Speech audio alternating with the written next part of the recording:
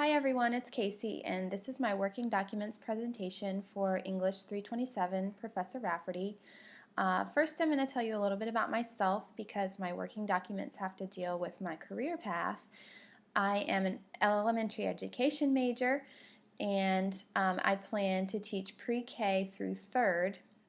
So my first working document that I have is a parent newsletter, and what I have done is I've created a very detailed letter that will go out every 9 weeks, and it'll tell about the SOLs that we'll be covering for that 9 weeks, as well as maybe some projects that we will be working on for those content areas. Or I also have a section that I can put article information or any special announcements that I have found. I've broken the article down by subject. So the first page is, of course, the welcome page, and then the second page it moves on to math. And I have the SOLs listed on the right, and then I have, for this particular newsletter, I have broken down the goals that we will be teaching and the principles that we use for teaching math.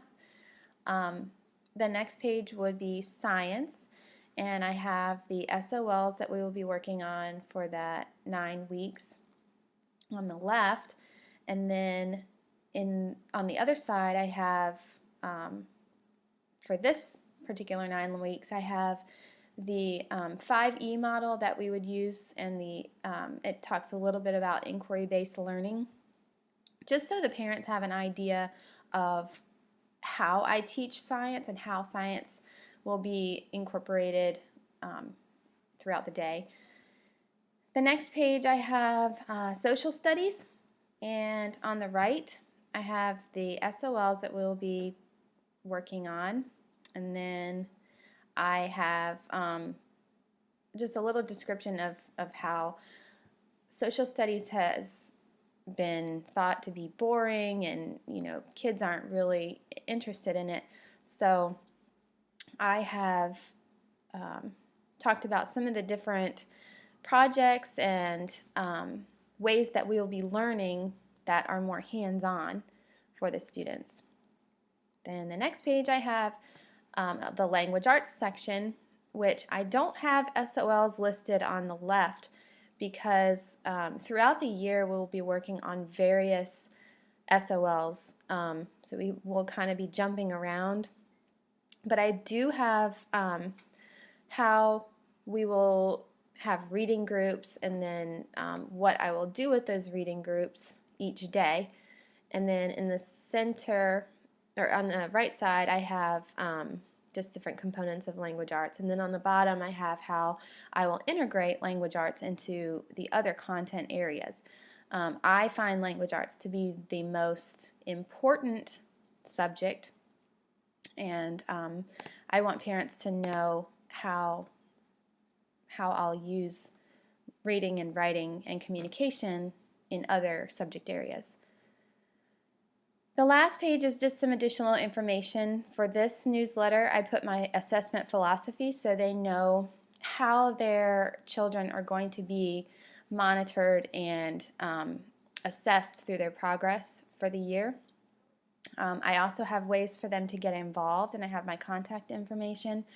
I just tell them that get plenty of rest and help with homework, and then in class I love having volunteers in my classroom. And then down at the bottom I have important dates to remember, like for that 9 weeks, like progress reports and any field trips, projects, tests, anything like that.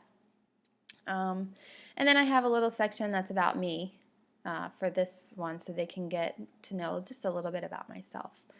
That is the newsletter that will go out once every 9 weeks.